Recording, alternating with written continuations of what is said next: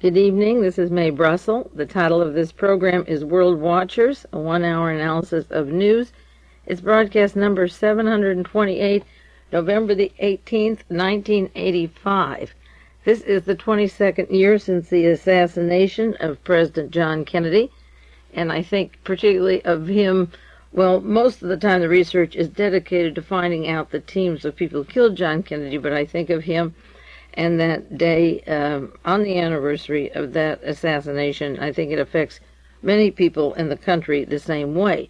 And of course, I think that almost every program I have pertains to those people who took part in or covered up the murder of John Kennedy, even though it may seem obscure or far away to you. If you listen long enough, you see the people and the names overlapping and coming together. And this evening I'll have the same format as I usually have, and in particular, some of those people that played a role in the murder of John Kennedy.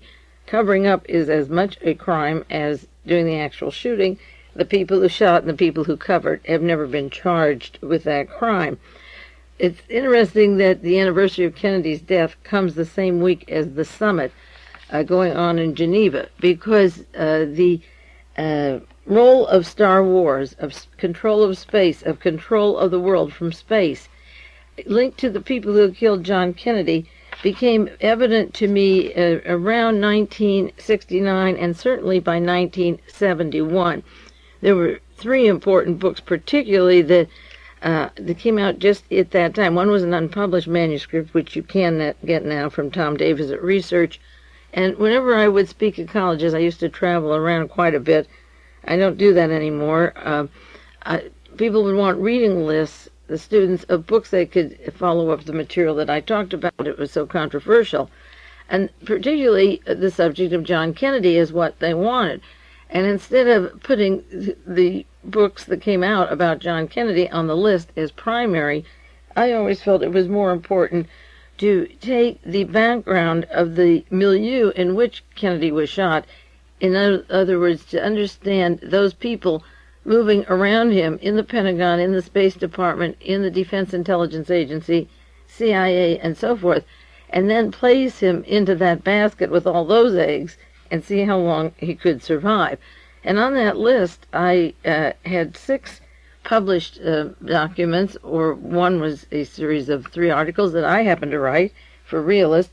But the first book, the very first book that I believed was the important book to understand the control of the world, and also the first striker to scorch the earth and do terrible things to lots of people, was Project Paperclip by Clarence Lansby. Incidentally, I have this list. I got it out in about 1976, and I enclose it with a lot of mail. If you want a list of these books, of 40 books to understand the murder of John Kennedy, hasn't been updated, but up to that time period you can get a pretty good background. But the very first book, interestingly enough, had to do with space and Star Wars, and it came out in 1971 because under the guise of bringing scientists here for rocket and missile programs, we put them into universities, hospitals, and began experimenting on people's minds and bodies, and continued the same technologies that were happening in Nazi Germany, only brought to the United States because Germany was more visible after World War II, but we could work under cloaks of secrecy and national security. So Project Paperclip was the first book. The second book I recommend was Galen, Spy of the Century by E.H. Kukarich. Clarence Lansby wrote Project Paperclip because bringing the Nazi spy machine in the name of Reinhard Galen from the Eastern Division to the United States, informing our intelligence community, we would have every loophole that they had when they rearmed Germany illegally after the Versailles Treaty. And just on the back of that book, you don't have to open to page 1, it talks about John Foster Dulles giving Hitler's chief of Eastern Intelligence, Reinhard Galen, 200 million of our tax dollars, and John Foster Dulles' brother, Alan Dulles, was on the Warren Commission. Also in Project Paperclip, they mentioned Walter Dohrnberger, the German scientist, the rocket scientist, and Great Britain wanted to hang him at Nuremberg as a war criminal. Instead, he was brought to the Dallas-Fort Worth area in charge of Bell Helicopter, the Bell Aircraft, and Michael Payne, the host of Lee and Marina Oswald, worked at Bell Aircraft, and that out of the Payne's home came all the planted evidence that would put the assassination responsibility on Lee Harvey Oswald, while Oswald worked with the military, Navy intelligence, and the spy apparatus, so that the evidence was planted, and if they wanted him to escape or told him he would escape, they could pull this stuff out later and he could be the patsy, and he was. And then the third thing I recommended were the 3 articles I wrote in the Realist in 1972, 73, and 74, because under that cloak, the Watergate story and its links back to the Kennedy assassination, the role with the CIA, the mind control programs in California. The one I did on the SLA is the CIA. It goes into Ronald Reagan and the Edwin Meese gang in California, the intelligence community, to set up terrorism as a means of operation to gain control of the masses under the guise of terrorism. And these 3 articles included the intelligence community, the assassinations, the Alger Hiss story, the Galen operations, the links of the Kennedy assassination to Watergate. And those 3 articles are a good overview of what's happening now and what you can expect given their past track record. And then the next article, it came out in book form, was Interpol by Vaughn Young, who writes for Freedom. He's from the Scientologist group, and they did the best work on Nazis and mind control connections, experiments not only in Nazi Germany, but coming and working in the United States and for the United States government. And the Interpol is interesting because the man who headed up Interpol with J. Edgar Hoover after the war, it was Hitler's international police. Actually, it was formed by Adolf Hitler, and then moved out of Germany to Brussels after the war. And J. Edgar Hoover had worked with Heydrich and the top Nazis, and then when Pearl Harbor was bombed, he pulled back, and he selected Miles Ambrose to be the head of Interpol in 1957. David Emery called me this week and got out his sources on Ambrose, and I had mentioned last week that Ambrose was in charge of the Plumbers program. He's the attorney who was brought in on the Bhagwan Rajneesh, and within 2 days the Bhagwan flew out of the country. No charges, light charges anyway, not responsible for anything that went on in his compound, the salmonella, the death of a person from New York who they overdosed with Haldol, the bringing in of illegal substances. I mean, all the charges. And next week I'm going to do more on the Rajneesh. And I mentioned him last week in connection with Miles Ambrose working with G. Gordon Liddy and the Drug Enforcement Agency and the White House plumbers, and with Mr. Young, David Young, Henry Kissinger's stooge on the White House plumbers team and so forth. So what I was saying back in 67 is just as applicable today. The example of the Interpol connections and Vaughn Young's description of Ambrose. So when that attorney comes onto the case of the Rajneesh, you know that he will flee, and he's been linked to drugs, and these people were part of, in quotes, the Drug Enforcement Agency, but affiliated with the death squads and narcotics in South and Central America. Those are the very things the Rajneesh has been suggested or been accused of doing, links to Nazis, drugs, and money smuggling, all those things. And that's exactly what the White House plumbers were tapping and working with and covering up. And then finally, the last book that was so important for people to read is that Torben document that I refer to all the time, the nomenclature of an assassination cabal, because it goes into Werner von Braun and General Damaris, and the Nazi links, Mr. Dohrnberger in Dallas, the space program, to the operators who murdered John Kennedy and the agencies by which it was funded, and it could be done inside the defense security system, and it was. And those, again, these books relate to the space scientists, to the Nazis, and now we're at a point in history where the president is, well, many of you will get this broadcast by the time the Geneva conference has come and gone. It's going on now, but we're holding out for Star Wars, and that was the goal by 1943, to bring the Nazis here to have control of the world. And that's what the Russians understand and don't want it, and we're going to go ahead and develop that no matter what they say. And it's similar to the Hitler-Stalin pact, where they just were biding for time until they got at each other, one to defend himself and the other was attacked. And Hitler was kept moving east, and we keep thinking the Russians are moving west while we make aggressive weapons surrounding the entire Soviet Union. So it is very interesting that the climax of this scene should come on the anniversary, the scene being the dialogue that Ronald Reagan wants to digress to Sesame Street or to the Beach Boys or to Afghanistan, which has nothing to do with Ronald Reagan's real problem, is to hide the aggressiveness while we go ahead and do what we want, but appear that you're reasonable and that they're causing the problem. So that summit was called together for the purpose of controlling these weapons, and the thing that we won't give up is the thing we've planned since 1943, and we are ready to put it into the laboratories, and some of it is already up being tested and being contracted for. The Wall Street Journal had a long article this week, Combative General is a political godfather of Star Wars plan, and of course there's Daniel Graham. Now, Graham is the partner, at least on Office Space. I'm sure they have a lot of offices, on that mysterious Fritz Kramer that I talk about all the time, that I want to know where he is, because you see, the Star Wars will control the world from those weapons and lasers or beams or whatever technology it is. David Emery doesn't like me to use the word laser, but I see it every day in the newspapers, so I'll use it for whatever way they want to make it work. It doesn't matter the scientific components of it. That's what they call it, so I'll use it. This kind of operation is being developed, and Daniel Graham is so close to Fritz Kramer, at least in a telephone book or in a directory or on a letterhead. Goodness knows why we can't see this man who is hidden, the mentor of Kissinger, who makes so many policies, and Alexander Haig. Now, the newspapers this past week had stories. One, Lockheed selected for Star Wars missile contract. This is before the Geneva conference begins. Another one, Star Wars grants total $28 million to colleges. That was in the Seattle Times on the 16th.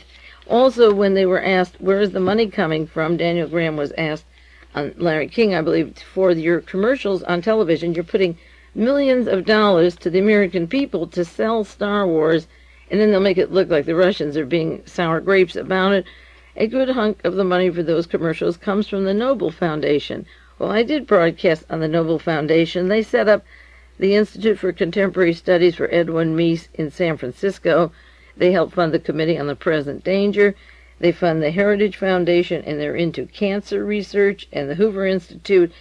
The Nobel Foundation is a group that have their fingers in a lot of different pies, and Mr. Nobel was appointed to be head of the Synfuel group that Congress had allocated billions of dollars to, and now the Synfuel operation is being closed down for all purposes, so he couldn't run his own business. But the very far right of the Nobel Foundation, the group behind Ronald Reagan and Richard Mellon Scaife and that group, are the ones pushing Star Wars. Now, it's interesting why the far right would be pushing this weapon system, but of course you know why, and it is continuous with their plans to rule the world.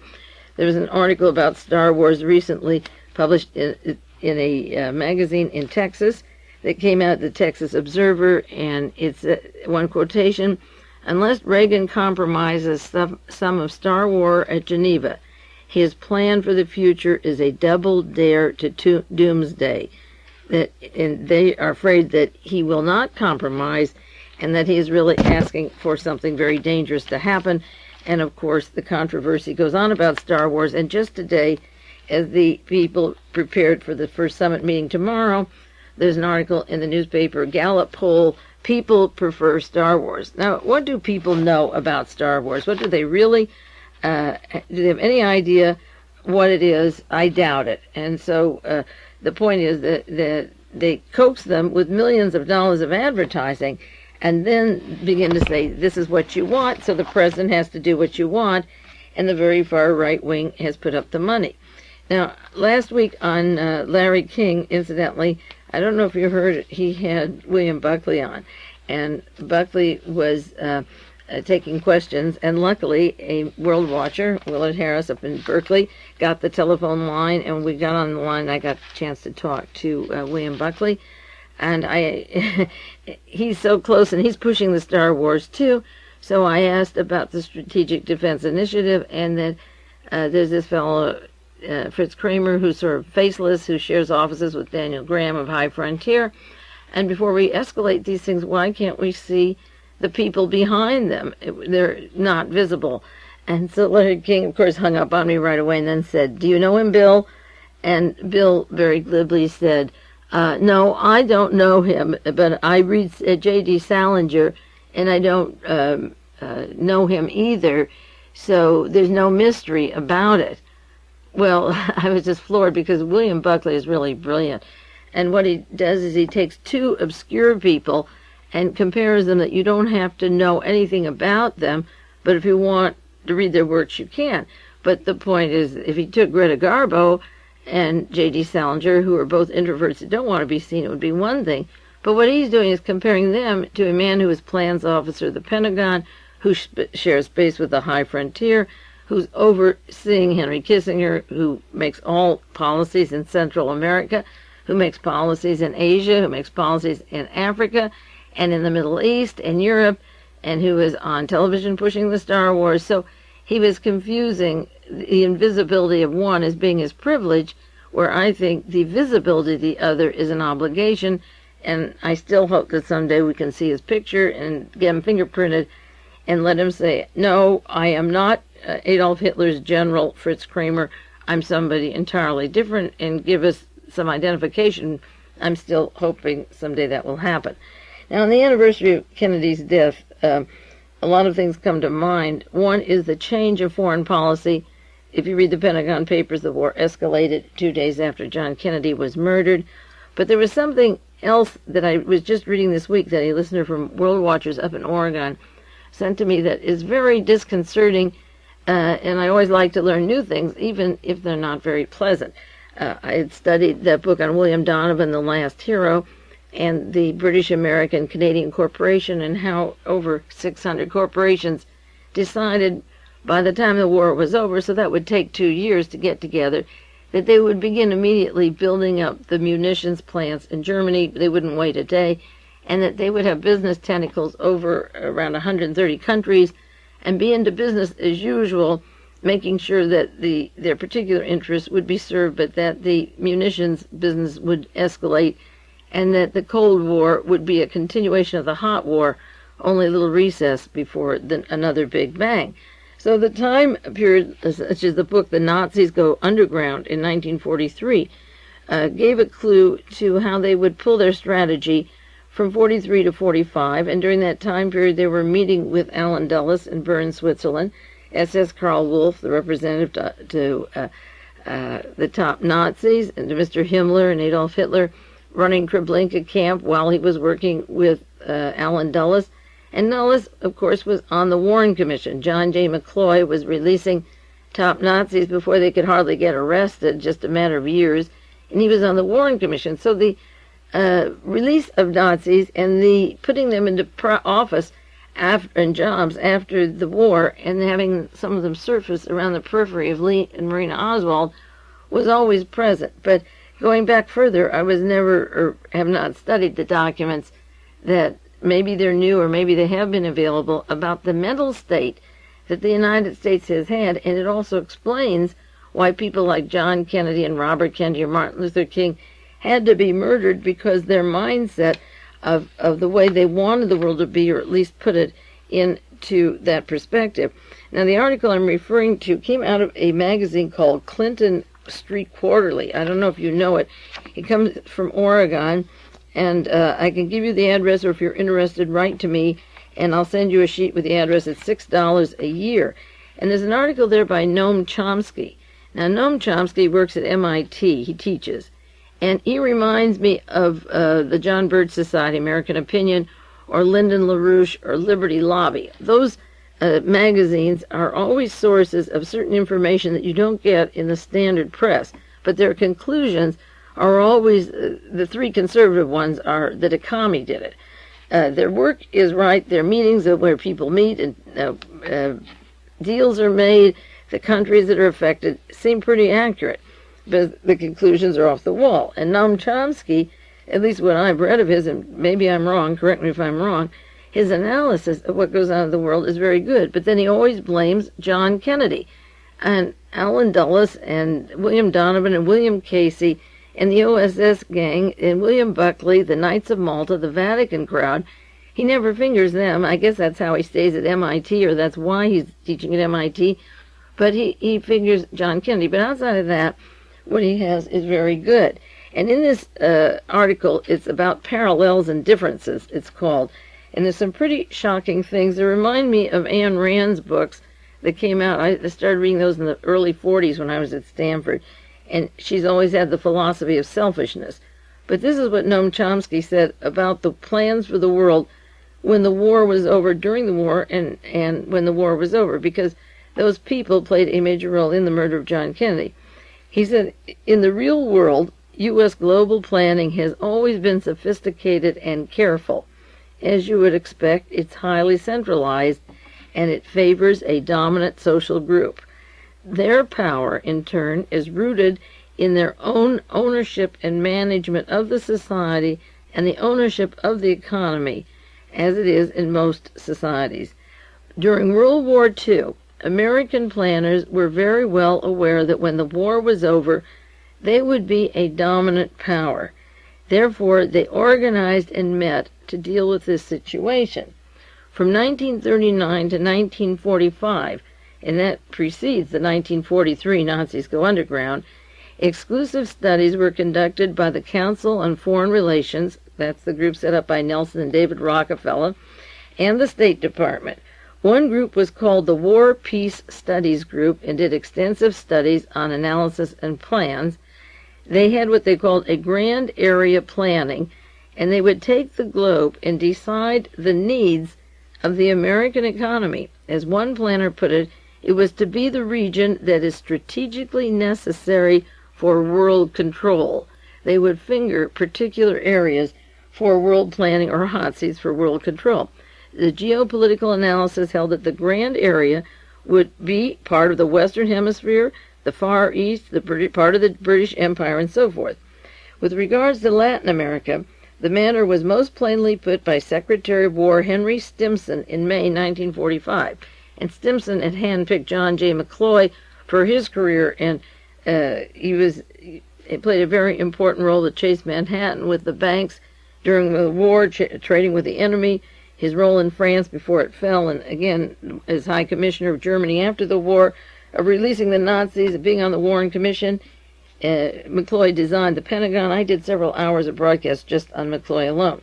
Stimson wrote how we must eliminate and dismantle most of the regional systems that were then dominated by any other power, particularly the British.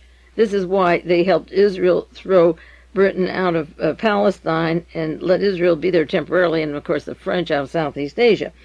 He said we have to extend our own system, and he explained with regard to Latin America, this is a quote, I think that it's not asking too much to have our little region over here which never has bothered anybody.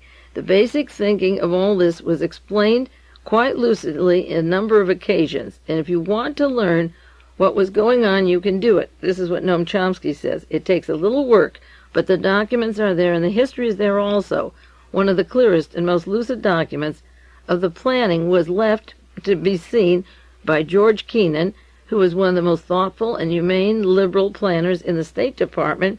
Kennan was head of the State Department policy planning staff in the late 40s, and in the following document, it's numbered PPS 23, February 1948. The war was over in May 1945. This is what he wrote as part of basic planning. Quotes, we have about 50% of the world's wealth, we, America, but only 6.3% of its population. In this situation, we cannot fail to be the object of envy and resentment.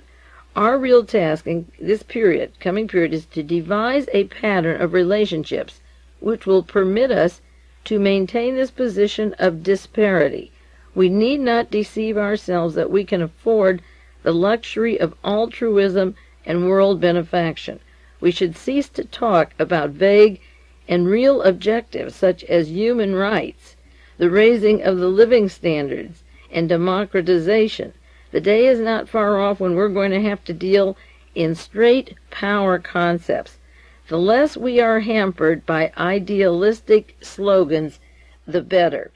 He went on, human rights, raising the issue of human rights, of living standards, and democratization should be dismissed as irrelevant to American foreign policy. The United States often is opposed with tremendous ferocity, this is Chomsky writing, and with violence, those elements of human rights, of democratization, of the raising of the living standard. America has been ferocious in its commitment to these doctrines that are inconsistent with the harsh reality that we have to maintain the disparity to ensure control over 50% of the resources of the world and of our exploitation of the world. One of the 4 freedoms that you can speak of is the freedom to rob, to maintain the freedom to rob and exploit, and to oppose democratization. Now, this is exactly what we did in Chile when Allende was in and put Pinochet, the dictator. We put Zia into Pakistan. We murdered Diem in Southeast Asia, hoping the next government would be worse. In Bolivia, we supported the cocaine kings, the death squads that were just turned over in the fall of '82. In Brazil, we supported the military dictatorship and put him in 1964 for 22 years, and the military dictatorship, the junta in Argentina. A few people are overthrowing those areas, but we have put them in. We've supported Papa Doc. We got rid of Maurice Bishop. Any place where people get the idea that they can do it themselves without us becomes our threat, and it was spelled out in this document, PPS 23. He quotes one more part of this document. One of the main concerns of U.S. policy is the protection of our raw materials. We must protect them from whom, Chomsky is asking. From domestic populations, they said, from indigenous populations, people that want to raise their living standards that are inconsistent with the disparity in their countries. The following answer might be an unpleasant one, they said, but we should not hesitate before police repression by the local government. This is not shameful, since the communists are essentially traitors. It is better to have a strong regime in power than a liberal government, because they are indulgent and relaxed and could be penetrated by communists. Now that is the thinking of Gene Kirkpatrick and the Georgetown Center and Mr. Luttwak, and who wrote the book Coup d'etat, who's an expert cited all the time, and the intelligence community, that if we put in a strong dictatorship, you can weed out the libs and then release or relax the standards of the people. But if you're liberal and democratic, then the people will take the resources and compete with us, and we won't have control of that area. Now, interestingly enough, he goes on in this article, and he says, in the 50s, for example, there was a study group at Harvard set up by William Yandell Elliott, who was the Williams Professor of Government at Harvard. They were concerned with what communism is and how it spreads, and the threat of communism, and came to the idea that communism is an economic transformation which, if it works, would reduce our willingness and ability to compete with them, and that they would compete with us in the industrial economies of the West. We don't want an equal trade back and forth. We want an imbalance of trade where a handful of people decide on the profits. Now, the interesting thing about this, Noam Chomsky is at MIT, and he should know, and he didn't put in the article, that William Yandell Elliott is the man that John J. McCloy and Fritz Kramer turned over Henry Kissinger to at Harvard. Henry Kissinger had the mentor German, Fritz Kramer, who, with his monocle and German, he was an American citizen, put on American intelligence uniform and put Henry Kissinger with him in the Battle of the Bulge and over at Omer Amagau with Klaus Barbie and Otto Skorzeny and so forth. And then when the war was over, John McCloy and Kramer put him at Harvard under William Yandell Elliott, and every biography and autobiography of Henry Kissinger talks about Elliott. So Kissinger was a part of that grand scheme all along. We'll take a 1-minute break and go on to some more of these characters who have affected this country and how the assassinations fit into their intention of control, which is what they stated they wanted, and it's pretty grim.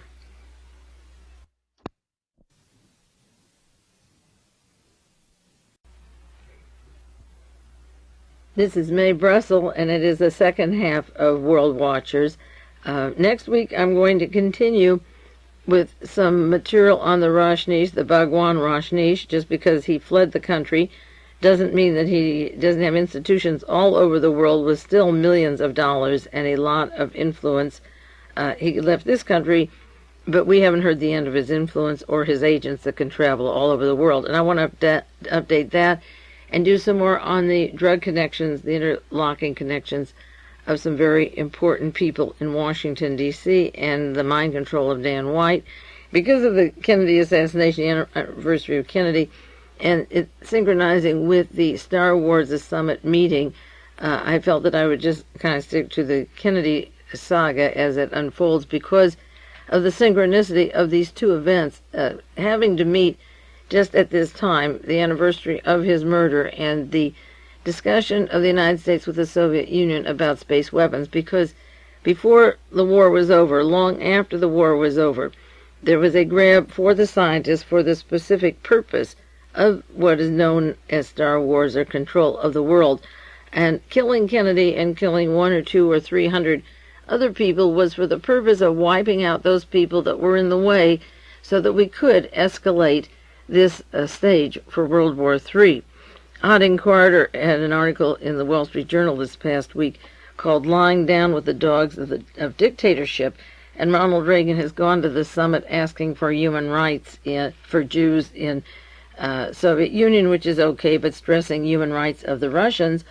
And Carter, who worked for Jimmy Carter as press secretary, he refers to Ferdinand Marcos and the pain that he is inflicting down the Philippines.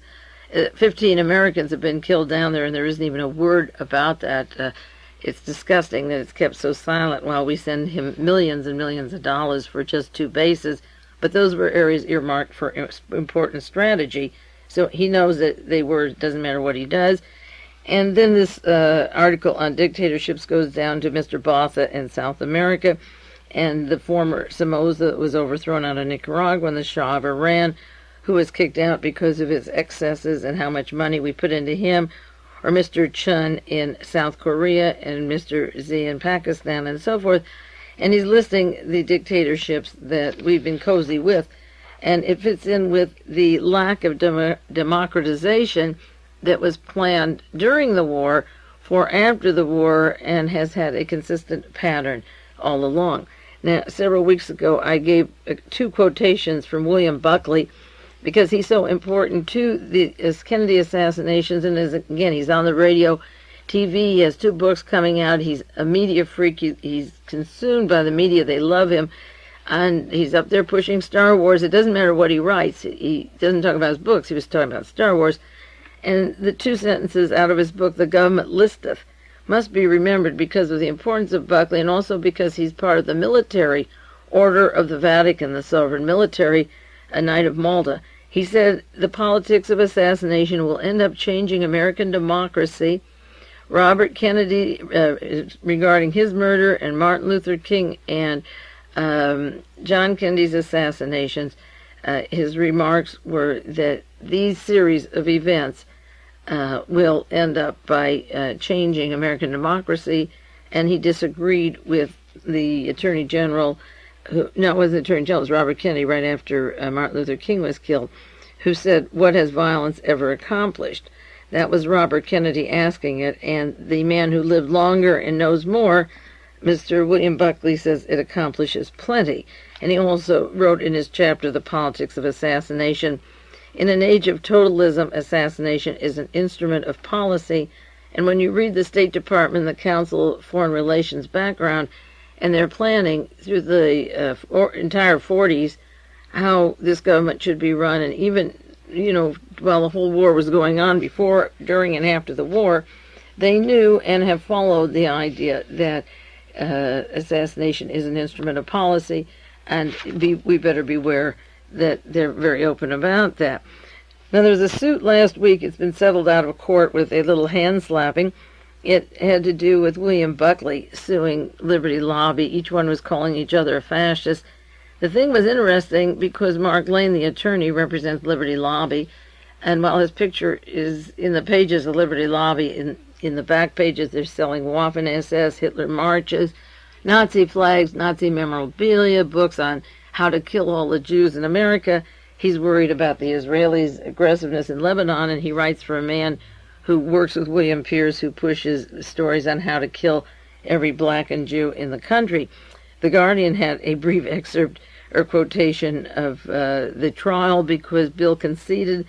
They said that, yes, he did hire George Lincoln Rockwell as a subscription solicitor, but that was 2 years before Rockwell founded the Nazi Party. Well, all you have to do is to work for Buckley, who was in the CIA with E. Howard Hunt in Mexico in the 50s, and then starts National Review in 1955. And if Mr. Rockwell of the Nazi Party is working for William Buckley for 2 years and then forms the Nazi Party, he also could get money from the same sources that Buckley got when National Review was founded in 1955. So it could come out of the intelligence community, and it's no coincidence that Lee Harvey Oswald had in his address the address of George Lincoln Rockwell and also Dan Burroughs. Burroughs was murdered, and then Rockwell was murdered, and then William Pierce came in and took over. I mentioned it before, and I want to do more on that in a minute. But the Washington Times had a story about this trial. Jury begged not to let Buckley be punish or destroy the spotlight. Liberty Lobby attorney Mark Lane ended his defense against the $16 million libel suit with a plea to an all-black jury. Now, this is typical of Mark Lane. He was in the San Francisco area and around the country lauding Jonestown as a model of Martin Luther King would be proud of, and then later they admitted that these black people were in bunkers like Nazi Germany, these little hammocks, and they took their Social Security and their savings, and Jim Jones took it, and they were living under terrible conditions and then all died. How he gets away with having an all-black jury for William Buckley and Liberty Lobby is really hilarious. So he's pleading with them. He said, please don't punish and destroy Spotlight. This terrible Nazi, this Willie Carto, he says, don't destroy him, particularly because Liberty Lobby has opposition to Israel, and you need a magazine or a paper that doesn't like Israel, and it supports the controversial black Muslim leader Louis Farrakhan, Mr. Lane said. Well, that is hilarious. Mr. Farrakhan just recently received money from Mr. Metzger of the Ku Klux Klan and Nazi Party, part of the funds coming from a bank robbery in Ukiah, California. And again, these people work with the very same William Pierce who wants to destroy and kill all blacks. And Farrakhan's working with some very dangerous elements. If they have one friend in common or an enemy in common, if the case happens to be Jews, then the far-right blacks can be close to the far-right whites, at least for the temporary time being. In the article, the Washington Times said that before the jury, Spotlight's accusation that Mr. Buckley had a close working relationship again with George Lincoln Rockwell of the Nazi Party. In his last summation, Mr. Lane said the National Review had provoked attacks by Spotlight with a smear against Mr. Carto in 1971, following Liberty Lobby's vigorous opposition to the Vietnam War. He accused William Buckley of working with E. Howard Hunt, convicted Watergate conspirator, and wanted to put Spotlight out of business. Hunt was Buckley's supervisor when he worked briefly in the CIA in the early 1950s. E. Howard Hunt and Buckley worked in Mexico in the early 50s in the CIA together. Now, this, interesting enough, William Buckley formed Young Americans for Freedom in 1960, and infiltrating that group in Texas, the home of Robert Morris, came the gang from Munich, Germany, with General Walker, and links directly to the Nazis from World War II into the Dallas-Fort Worth area, where they were sending letters, we have to produce the bodies and run, and they were to take over the Young Americans for Freedom, which is the group that Buckley had set up. And Lane doesn't refer, when he describes Buckley, he doesn't refer to anything to do with the Kennedy assassination or Hunt at Dealey Plaza or anything about the Kennedy assassination. He's got them in the 1950s together, the two of them in Mexico and the CIA, and then he mentions Rockwell, but not the connections of those men to the people who killed John Kennedy. Now, in the 1940s, I might have mentioned this before with you, George Lincoln Rockwell was an undergraduate at Brown University, and then he went into the Navy. E. Howard Hunt, William Buckley's close associate in the 50s, and also Buckley's the godfather of Hunt's children, E. Howard Hunt went to Brown University at the same time, evidently, as George Lincoln Rockwell, and then they were in the service. In the 1950s, Rockwell starts to work. In 1958, he starts to work for William Buckley for a couple of years before he starts the Nazi Party.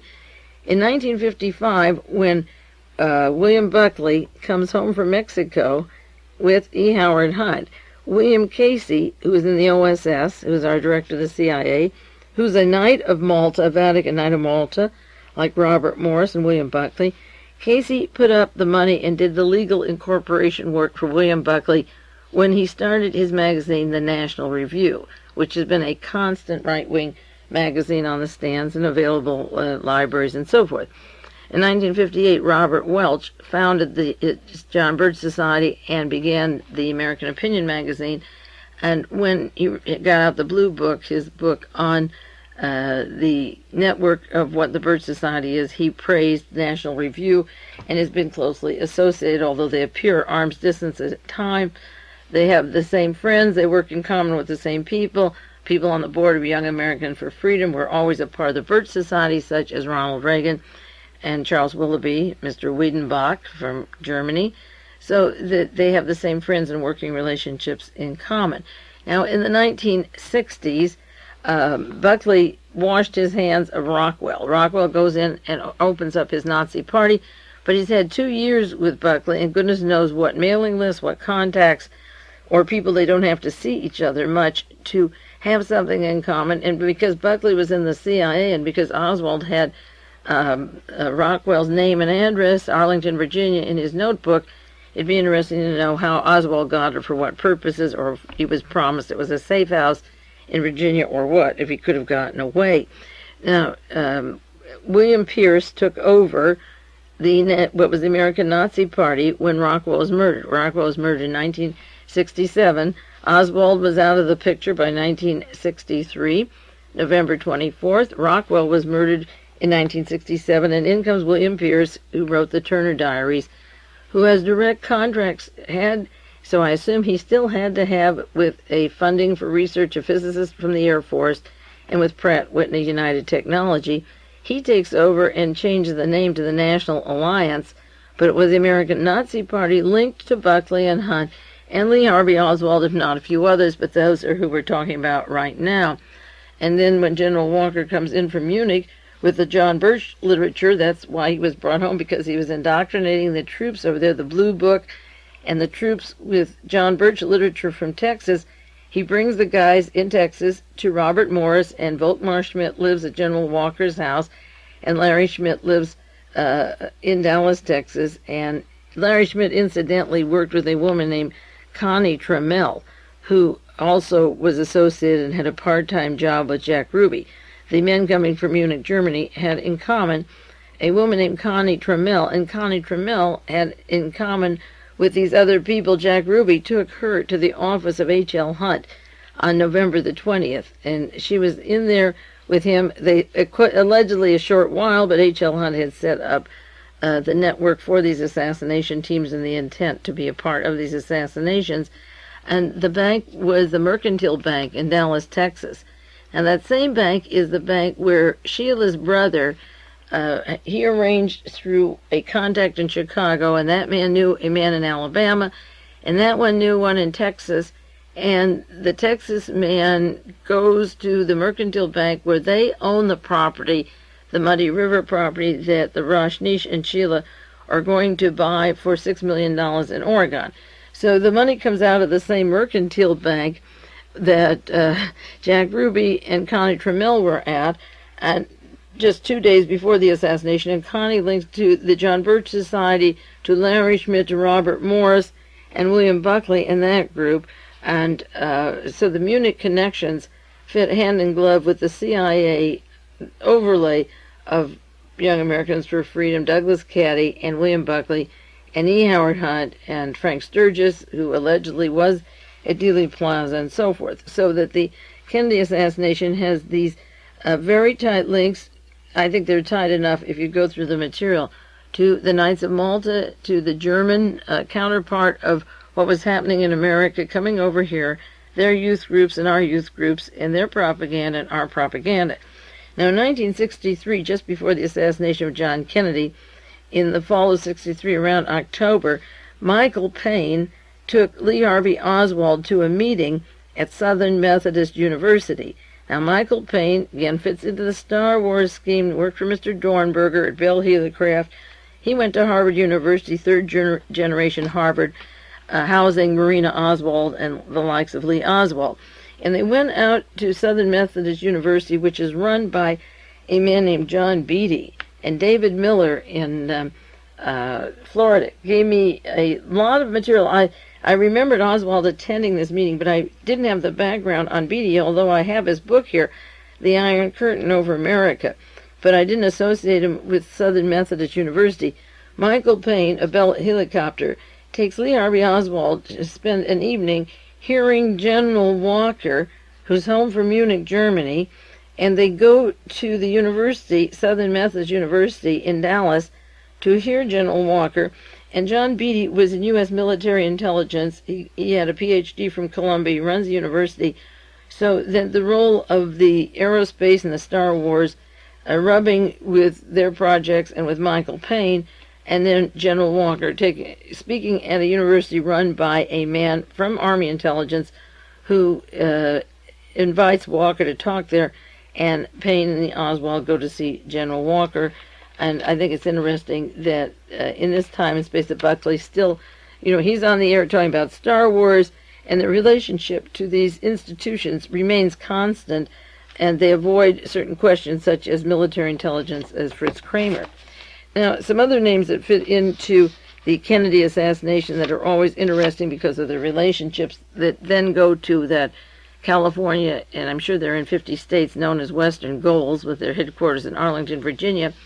Robert Morris, again, the man who General Walker sends these young people from military intelligence to see in the Dallas-Fort Worth area. Robert Morris, before he came to Dallas, and he's the head of a university too. There's another small university there, and he runs that one in Texas. Robert Morris was the chief counsel for the Senator Joe McCarthy hearings. It was called the SISS, the Senate Internal Security Subcommittee, and it was the witch hunt of Senator Joe McCarthy. And the secretary for Joe McCarthy was Louise Reese. Her name wasn't Reese at the time, it was Louise something else. And then she married John Reese, who came over in 1963, just around the time that Kennedy was killed. And the files of Joe McCarthy and so forth are in the computers of Western Goals, and that's the kind of stuff that they keep, just as they planned long ago what to do with particular countries or areas. I'm sure they've targeted certain people who shouldn't get jobs, shouldn't be recognized by the media, and if necessary, kill them. So Louise Reese works now in Arlington, Virginia with John Reese, and she was she was the secretary to the late Larry McDonald, who was the head of Western Goals when he went down into the ocean, was Deep Six, and he also was president of the John Birch Society at the same time. And that was the chief counsel, Morris, for Senator Joe McCarthy's committee. The other counsel, called special counsel, was William Rusher from Harvard Law. He went to Harvard University, and Rusher then became the editor of National Review that William Casey set up, did the legal work for William Buckley. In 1976, William Rusher nominated Robert Morris for president of the American Independent Party, but the lucky one who won the nomination was William Maddox, who now is allegedly dying of AIDS, or something similar to AIDS. As soon as the John Birch Society got started, as I say, they put money into National Review. They put approximately $10,000. Now that is what was happening in America. The youth group, the Young Americans for Freedom, got activated as soon as John Kennedy was murdered, were infiltrated by people brought over, indoctrinated in Germany, German intelligence, with General Walker, and brought to Robert Morris, who was through with the Senator Joe McCarthy hearings and was now in Texas. And at the same time, simultaneously, going on in Germany, there were publications for youth groups and propaganda coming out at the same time, and I've mentioned them before on other broadcasts, but not, I don't believe there's simultaneous overlap, that Mr. Noam, that I've talked about, May 1945, he was Minister of Propaganda for Goebbels. He was the one who was told as he left the bunker with Martin Bormann, who had the money and so forth, you will be the fellow to take over from Goebbels. He's not going to be around. And Werner Naumann became the heir of propaganda machine, and that was in 1945, and by 1955, the same year that William Casey of the OSS and now CIA director set up National Review in 1955 in America, magazines were mushrooming, far right magazines, identical to Europe. Europe began their youth publications. Former members of the Waffen-SS were into publications.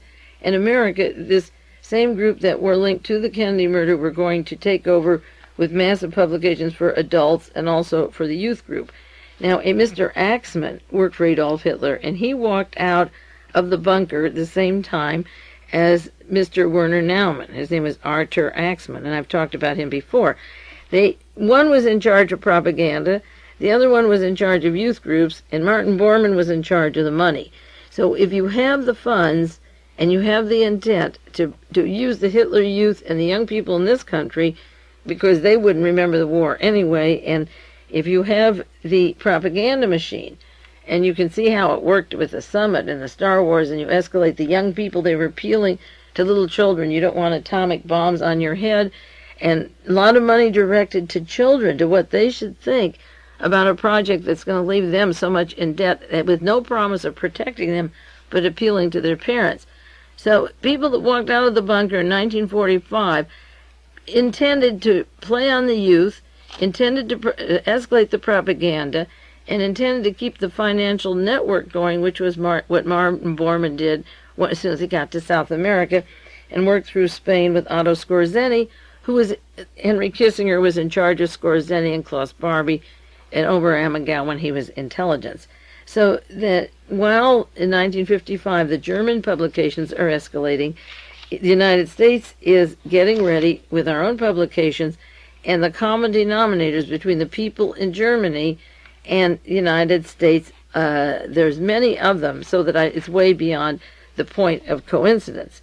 Now, just as a legacy for people who can forget that Kennedy was murdered, John Kennedy, Robert Kennedy, and Martin Luther King, for those people who do nothing, the chicken, is really coming home to roost, or a lot of chickens are roosting. As Martin Luther King, he said when John Kennedy was murdered, the chickens are coming home to roost, and then he was blown away shortly afterwards. The San Francisco Examiner just yesterday had a story, White Supremacists Ripe for Violence, the report warns. And it's a large article by Seth Rosenfield talking about violence and what could be a network of violence throughout the country. And what's bringing this article to attention now is the trial of the order. But somebody is catching on that it's not an isolated thing. And if you follow the tentacles, it leads to Europe, to Manfred Roeder, to Hans Ulrich Rudel, to Otto Skorzeny, to Lockheed Corporation, to Boeing, to United Technology, to the aircraft industries, the Air Force. And now the law enforcement are going to have to look, or they should look, more seriously at these people as dangerous, but also academically, what is the root of their thinking, where does it come from? And one of the main sources of supplies for these people is Willie Cardo and Liberty Lobby, the people that Mark Lane represents. He's their in-house lawyer, and he simply loves the job. This article says there's a loose coalition of ultra-conservatives, organizations in California that could send a new wave of white supremacist violence, according to the Justice Department. Now, we know it isn't California. They have computers in Texas that go to 50 states, and then they have tentacles, of course, in Mexico and through the World Anti-Communist League. William Pierce was at a meeting of the Anti-Communist League. I have to separate and outline for you the recent articles on that.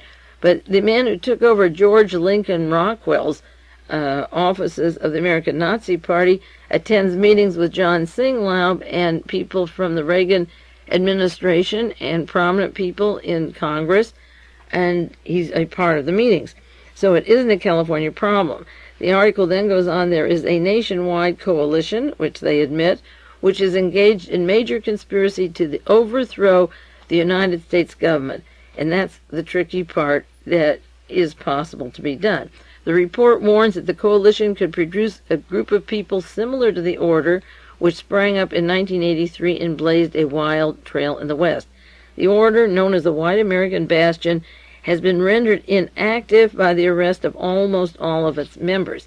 Now what they do, a hand group of people, 13 to 25, branch off from the Aryan nations from Richard Butler, who has protection as a priest, the Reverend Richard Butler, who was a Lockheed scientist with the U2 program. I mentioned it before, but these current articles cause me to remind you of some of these names that I've thrown out before, and he worked at the same time at Burbank that Thane Caesar did, the security guard that shot Robert Kennedy. Incidentally, working on that committee with Robert Morris and William Rusher and Joe McCarthy were Roy Cohn and his sidekick David Schein, and David Schein owns the Ambassador Hotel where Robert Kennedy was murdered. Just to reiterate some of these events that I throw around, and a lot of names, they do reappear, the same people in the same places and institutions, all rubbing up against each other. The article goes on to say that the arrest of these members wipes out the order.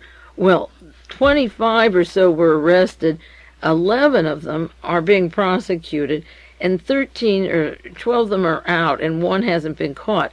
So the ones who aren't prosecuted have a nucleus throughout the entire United States, so the order isn't through yet either. But the Examiner goes on to say the report warns that this loose alliance of groups that gave a rise to the order is alive and well, and this is true. Elements of the coalition have shown up with an increased unity in action, and we predict if left unchecked, they will continue to grow and may become involved in crimes similar to those perpetuated by the White American Bastion. Now, one of the men that is very important in the Aryan nations and had a key role in there was originally in San Quentin prison, Keith Gilbert, for his plans to murder Martin Luther King. The fact they didn't do it the first time, it's interesting that King did die and that the people who killed King were functioning out of St. Louis, Missouri, with the same Klan that killed civil rights people and blacks in the South, and there was no separation actually from all these groups. And also Robert Braun, I described this same gang of people in my article 20 years ago on the anniversary of Kennedy's death in Rebel magazine, and mentioned Robert Braun, who's a publisher of Soldier of Fortune. And the money for that, this is another one of those Nazi type of publications that mushroomed a little later. The National Review was put up by John Singlaub, the president or past president of the World Anti-Communist League, who's on the board of Western Goals with the computers into the Los Angeles Police Department, who works with the National Security Council, who helps distribute money from the Vatican with the Knights of Malta, with Claire Luce and Alexander Haig and William Simon, that branch. Singlaub wears about 7 coats, and he also helps put in this magazine out of Colorado, Soldier of Fortune, just as William Casey helped put in National Review. And the man who owns National Review then sets up Young Americans for Freedom. I think if I put it structurally in years and dates and places, often enough you'll get the connection of these people and the power that they have. And the group of people that met in Los Angeles that were planning the murder of John Kennedy in 1960, before he was ever inaugurated, that I wrote about, were meeting with Clay Shaw. One book that I got their meetings from was Thunder on the Right by Bill Turner, but then the links to Clay Shaw come in Peter Noy's book on the Kennedy assassination. And if you take enough books and they have the same names and the same people meeting in these separate places, you get a pretty good script of how they all relate to each other, and they relate exactly to the Aryan nations up north, and to the Klan, and to the Nazis, and again to this Mr. Franklin Camper down in Alabama, the one who wanted to invade Dominica, and his association with John Connally, who's part of Permantex and the Dohrnberger document. So the white supremacist group that they're talking about in the San Francisco Examiner, they is Seth Rosenfield, is exactly the team that were behind the murder of John Kennedy, Robert Kennedy, and Martin Luther King. as I say, all the people that did nothing and even those who didn't do very much, the fruit of doing nothing is the rising of these groups that are directly related to our Pentagon and the intelligence community and who are protected by the law enforcement. I have run out of time now. I can't make any more connections in this particular hour, but I'll be back with you next week. This is Mae Brussell, and you take care and keep sending those articles. Thanks a lot for sending me so much material. A lot of you are really wonderful about that.